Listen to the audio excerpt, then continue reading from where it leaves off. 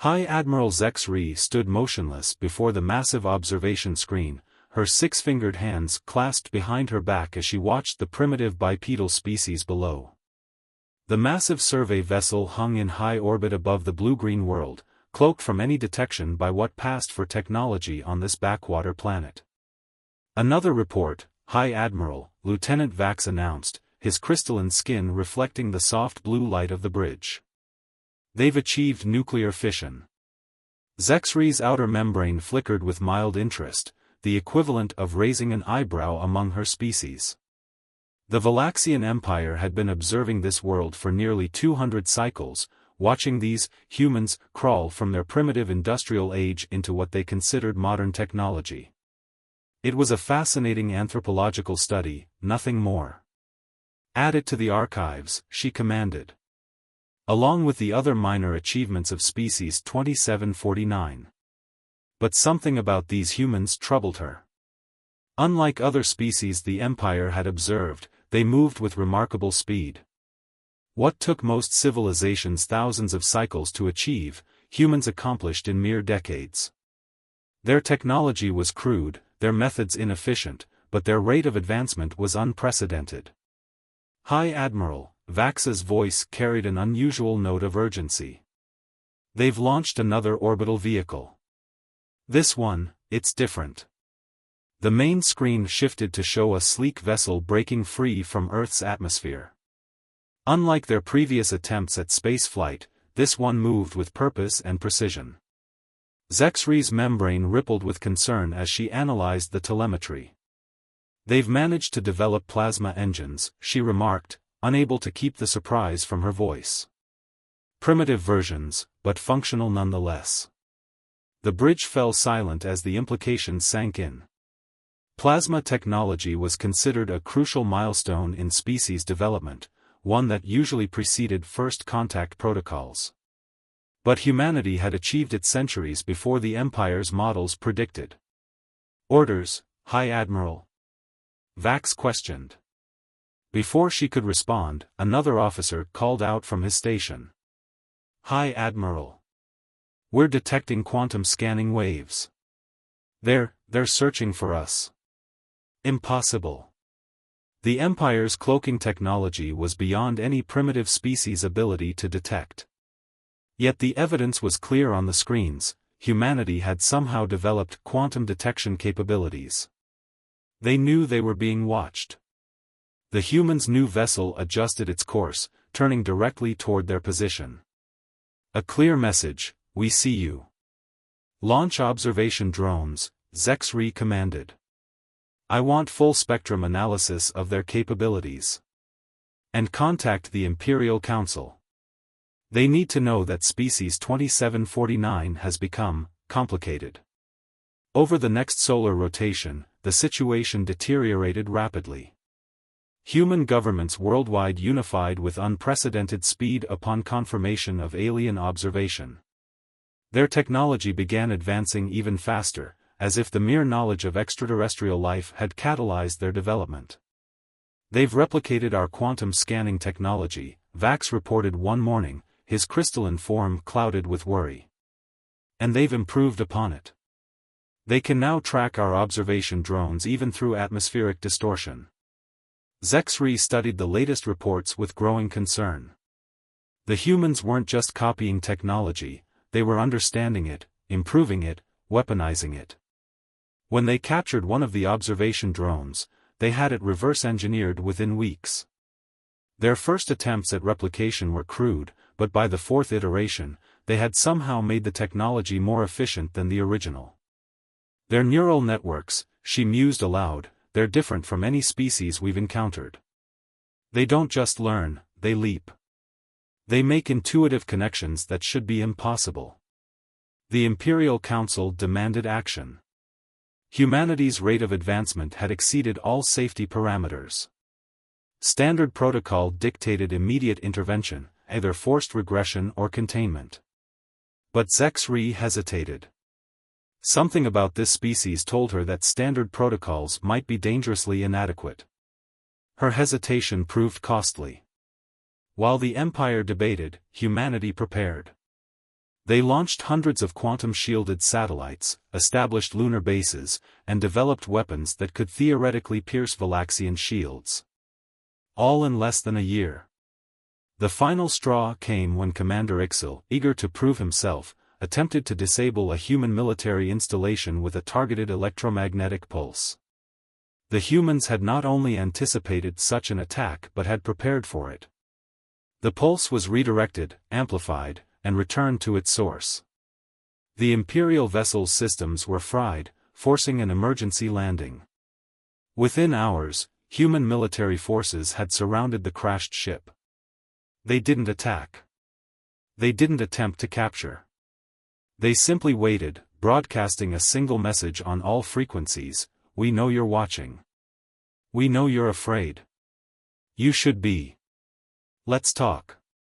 Zexri stood before the Imperial Council, her membrane now dark with grave concern. "We have 3 options," she announced. "First, we can attempt to contain them, but I warn you, it would require our full fleet, and success is not guaranteed. Second, we can try to negotiate, but they will demand technological parity, which violates our most sacred laws. Or third." She paused, her membrane rippling with distress. "We can admit that we have encountered something new in the galaxy. Something that forces us to question our assumptions about species development and our role as guardians of galactic order." The council chambers erupted in debate, but Zexri knew it was already too late for their traditional approaches. Humanity had changed the rules of the game. The only question now was whether the Empire could adapt fast enough to keep up with the species they had underestimated for so long. As if to punctuate her point, a new report flashed across her neural link: humans had just achieved their first successful quantum entanglement communication. The technology had taken the Empire 3 centuries to perfect. Humanity had done it in 6 months. The age of observation was over. The time for action had come. And Zexri couldn't shake the feeling that the galaxy would never be the same again. The humans' first quantum transmission to the Valaxian fleet was deceptively simple, a mathematical sequence proving their understanding of universal constants, followed by a request for diplomatic relations. What troubled High Admiral Zexri wasn't the message itself, but the subtle variations in the quantum frequency, variations that suggested humanity already understood concepts they shouldn't have even discovered yet. "They're probing our defenses," Science Director Enwymere declared, her crystalline form pulsing with agitation. "Each transmission tests a different aspect of our quantum communications array. They're mapping our technological capabilities." Zexri had reached the same conclusion. Within 3 standard cycles, humanity had launched a network of quantum communication satellites that matched, and in some cases exceeded, Valaxian specifications. Their ships now carried shields that could deflect standard Imperial weapons, and their weapons worried her most of all. The first demonstration came without warning. A small human vessel, barely larger than a scout ship, approached the Imperial blockade line. Before the fleet could react, it launched what appeared to be a primitive nuclear missile. The Imperial ship's automated defenses easily deflected it, exactly as the humans must have known they would. But that wasn't their real attack. The missile's detonation created a quantum field dispersion that briefly disrupted the fleet's sensors, a dispersion that shouldn't have been possible with human technology. In that brief moment of confusion, 50 smaller ships emerged from stealth, each carrying what the humans called gravity bombs, weapons that created localized singularities, tearing apart anything caught in their radius. 3 Imperial cruisers were lost before the fleet could regroup. "Impossible," First Commander Rax snarled during the emergency council. "They couldn't have developed gravity manipulation technology so quickly. They must have had help, spies, traitors within the Empire." But the evidence suggested otherwise. Human quantum signatures were distinctly different from Imperial technology. They hadn't stolen or copied the Empire's weapons, they developed their own path to the same destination, and in doing so, created something the Empire's defenses weren't prepared to counter. The Imperial Council's response was swift and harsh. The containment protocol was upgraded to full military intervention. 20 battle fleets were dispatched to Earth, carrying enough firepower to reduce the surface to molten slag. It should have been a swift and decisive victory. It should have been the end of humanity's brief challenge to Imperial authority. It wasn't. The human response revealed just how badly the Empire had underestimated them. Their quantum detection grid didn't just track Imperial ships, it predicted their arrival points. As the fleet emerged from quantum space, they found themselves scattered, their carefully planned formation disrupted by previously undetectable gravitational anomalies. "They've weaponized their entire solar system," Tactical Officer LYX reported, her voice tight with disbelief. "The asteroid belt, the gas giants' moons, they've turned them all into a defensive grid." Humanity had spent the months of preparation transforming their system into a fortress. Mining installations became weapon platforms. Research stations concealed quantum disruptors. Every piece of space debris larger than a few meters had been tagged with quantum beacons, creating a maze of sensors that tracked every Imperial movement. But it was their ground defense that truly demonstrated humanity's terrifying potential. When the first Imperial forces breached Earth's atmosphere, they encountered something unprecedented, a planetary shield unlike anything in Imperial records. It didn't just deflect energy weapons, it absorbed them, redirected them, used them to power itself. Their neural networks, Science Director Enwemare explained, her crystalline form now dark with fear. They've quantum-linked their artificial intelligence systems directly to their defensive grid. The shield isn't just a barrier, it's alive, learning, adapting to every attack we launch. The battle for Earth lasted 6 days. By the end, 14 Imperial battle fleets had been destroyed or forced to retreat. The remaining ships regrouped at the system's edge, their commanders struggling to understand how a supposedly primitive species had handed them the worst defeat in Imperial history. Zexri stood on the bridge of her flagship, watching the tactical display with a mixture of dread and fascination. The humans weren't just fighting back, they were innovating in real time, each engagement teaching them more about Imperial technology, each defeat leading to new and more effective countermeasures. "They're expanding," Vax reported quietly. "The quantum signatures we're detecting, they're building something massive in orbit around Mars. Multiple structures, unlike anything we've seen before." A transmission cut through the tense atmosphere of the bridge, a human quantum signal, perfectly tuned to Imperial frequencies. The message was brief but clear: "Your move." Zexri's membrane rippled with the first acknowledgement of what she had feared since their initial contact. The Empire hadn't discovered humanity, humanity had been waiting for them, using their observation as an opportunity to learn, to prepare, to advance. "Contact the Imperial Council," she ordered, her voice heavy with the weight of history. Tell them we need to consider the unthinkable. We need to negotiate with Species 2749 as equals." As her words echoed across the bridge, a new alert flashed across the tactical display. The humans had just activated their Mars construction project. The readings were off the scale, a quantum power signature larger than anything the Empire had ever generated. The breaking point had been reached. The galaxy's balance of power was about to shift, and humanity was holding the lever. The Mars installation changed everything. Not because of its power, though that alone had shaken the Empire to its core, but because of what it represented. The humans had built something that defied Imperial physics, a quantum forge that shouldn't have been possible according to any known scientific principles.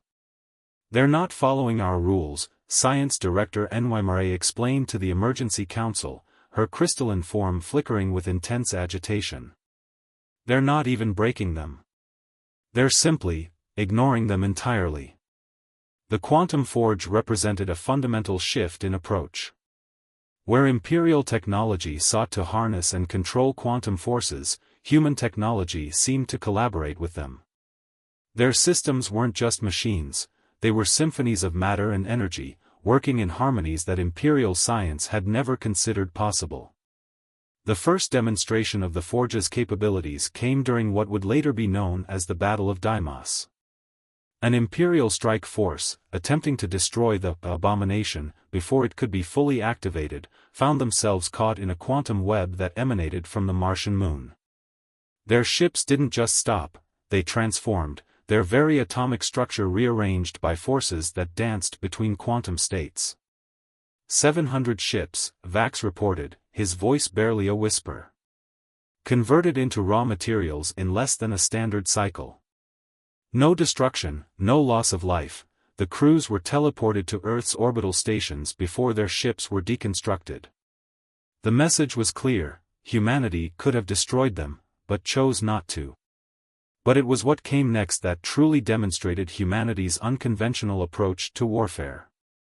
Instead of pressing their advantage, they began sharing information, tactical data about Imperial fleet movements, structural weaknesses in Imperial ship designs, even sophisticated analysis of Valaxian psychology. Not with the Empire, but with its rivals. With its suppressed colonies. With every species that had ever felt the weight of Imperial dominance. They're not trying to defeat us, High Admiral Zexri realized, watching as system after system declared independence from Imperial control. They're trying to transform us. The humans had turned information itself into a weapon, more potent than any quantum forge or gravity bomb. They revealed corruption in the Imperial Council, exposed the true costs of Imperial expansion, and offered technological assistance to any world that sought self-governance. The Empire's response was predictable: they launched their entire reserve fleet, nearly 30,000 ships, in a desperate bid to contain the spreading rebellion. But humanity had anticipated this too. They didn't meet the Imperial Armada with ships of their own. Instead, they unleashed what they called quantum echoes, ripples in spacetime that carried memories of battles never fought, victories never won, defeats never suffered. Imperial crews found themselves experiencing multiple timelines simultaneously, paralyzed by the weight of infinite possibilities. It's not just technology, Science Director Enwimere reported, her form now pulsing with a mix of fear and fascination. They're manipulating probability itself. Each quantum echo creates a cascade of alternate realities, all bleeding into our own. Our crews can't fight because they're experiencing every possible outcome at once. The Imperial fleet retreated, not because they were defeated, but because they could no longer trust their own perceptions of reality. The humans had weaponized uncertainty itself. But the most devastating blow came from within the Empire itself. Inspired by humanity's examples, young Valaxians began questioning traditional doctrines. They started experimenting with forbidden research, exploring the same unconventional paths that had led humanity to their breakthroughs. They're calling it the human approach, Vax reported, monitoring the growing movement within Imperial society.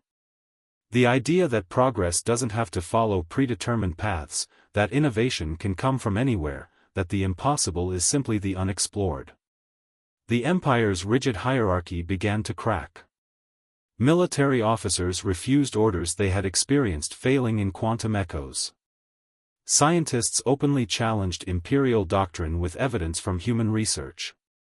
Even the crystalline forms of the Valaxians themselves began to change, as younger generations experimented with new patterns of thought and existence. High Admiral Zexri stood in her private quarters, watching Earth rotate slowly in the distance. The humans had never needed to destroy the Empire, they had simply shown everyone, including the Valaxians themselves, that there were other ways to exist. A new quantum transmission arrived, tagged with Earth's signature frequency. Unlike previous messages, this one contained no tactical data, no technological secrets, no strategic information. Instead, it was an invitation. The future doesn't belong to any one species. It belongs to those willing to imagine it differently. Join us. As Zexri composed her response, she realized that the greatest weapon humanity had deployed wasn't their quantum forge, their gravity bombs, or even their reality-bending echoes. It was something far more fundamental, the ability to make others question their own limitations. The war wasn't over, but its nature had changed irrevocably. The Empire wasn't just fighting humans anymore, they were fighting an idea.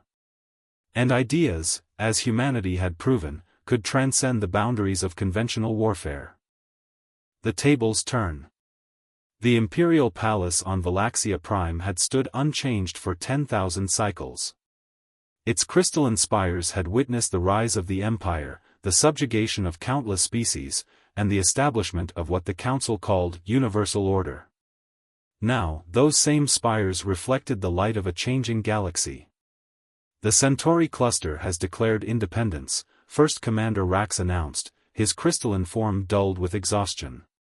The Proxima systems followed within the hour. We've lost control of 1/3 of Imperial space in less than a standard cycle. But it wasn't just territory the Empire was losing. Their technological advantage, maintained through millennia of careful information control, was evaporating. Human quantum drives had already spread to 17 formerly Imperial worlds. The human approach to physics had sparked a renaissance of innovation across the galaxy. The Empire's last desperate gambit came in the form of the Nexus Protocol, a massive quantum weapon designed to sever all non-Imperial quantum communications throughout controlled space. It should have isolated the rebellious systems, cut them off from human influence, and restored Imperial control. Instead, it revealed just how far human technology had progressed. As the Nexus Protocol activated, a new kind of quantum network bloomed across space, one that didn't just transmit information, but shared consciousness itself. Humans called it the Unity Field, and it turned every quantum-capable system in the galaxy into a node in a vast, living network of shared experience and knowledge. They've transformed quantum entanglement into a form of universal empathy, Science Director Enwymere reported, her voice trembling with awe. Every species connected to the field can experience each other's perspectives, share their knowledge, understand their differences. The Empire's greatest weapon had become the tool of its own transformation. Through the Unity Field, former Imperial subjects could finally share their experiences, their grievances, and their hopes for a different future. The Empire's carefully maintained narrative of superiority crumbled in the face of shared truth. But humanity's masterstroke wasn't the technology itself, it was what they did next. They offered the Unity Field to everyone, including the Empire, without conditions or restrictions. They shared the complete technical specifications, the underlying theories, even their failures and mistakes along the way. They're not trying to replace our Empire with their own, High Admiral Zex Ree realized. They're trying to make the very concept of Empire obsolete. The tables hadn't just turned, they had been transformed into something entirely new, something that made the old game of Imperial dominance impossible to continue playing. And across the galaxy, change accelerated. A new dawn. The final meeting of the Imperial Council took place exactly one cycle after first contact with humanity. But it wasn't the council anyone had expected. Representatives from every species in former Imperial space gathered in the crystalline chamber, their forms both physical and quantum projected through the Unity Field. The Valaxian Council members sat not above them as rulers, but among them as equals. High Admiral Zex Ree, now serving as the transition coordinator, addressed the gathered representatives. We stand at a moment our Empire never planned for, a moment of true unity, not through force or dominion, but through understanding. The human delegation, present both physically and through quantum projection, had proposed something unprecedented, a galactic cooperative, where technology, knowledge, and resources would be freely shared among all species. Where advancement would come not through competition and control, but through collaboration and mutual growth. We were wrong about humanity, Science Director Enwymere admitted to the Assembly, her crystalline form shimmering with new patterns of thought learned through the Unity Field. We saw them as a primitive species to be contained. Instead, they showed us that true advancement comes not from controlling knowledge, but from sharing it. The transformation of the galaxy had already begun. Former imperial worlds were using human quantum forge technology to rebuild their civilizations. The unity field had sparked a cultural and scientific renaissance unprecedented in galactic history. Species that had been enemies for millennia were working together, combining their unique perspectives to solve problems that had once seemed insurmountable. But humanity's greatest gift to the galaxy wasn't their technology. It was the demonstration that progress didn't have to follow predictable paths, that cooperation could be stronger than control, and that the future belonged to those willing to imagine it differently. The signing of the Cooperative Charter marked not just the end of the Empire, but the beginning of something new. Each species would maintain its autonomy while contributing to a shared pool of knowledge and resources. The former Imperial Palace would become the galaxy's first universal university, dedicated to free exchange of ideas across all species.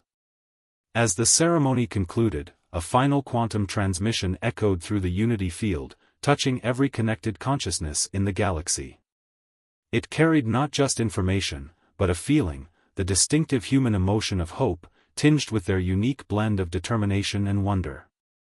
"The stars don't care what species we are," the message read. "They shine for all of us.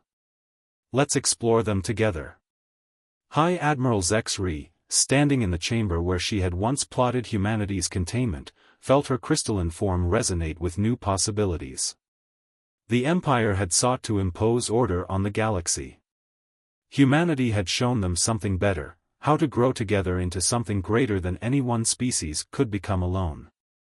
The observation posts above Earth remained, transformed into diplomatic stations and cultural exchange centers. But now, they served a different purpose, not to watch and judge, but to learn and share. For humanity's presence had indeed become a warning to all, a warning that the future would belong not to those who clung to power, but to those who dared to reimagine what power could mean. And across the galaxy, countless species looked toward Earth not with fear or resentment, but with gratitude. For humanity had given them something the Empire never could, the freedom to find their own path among the stars. The end.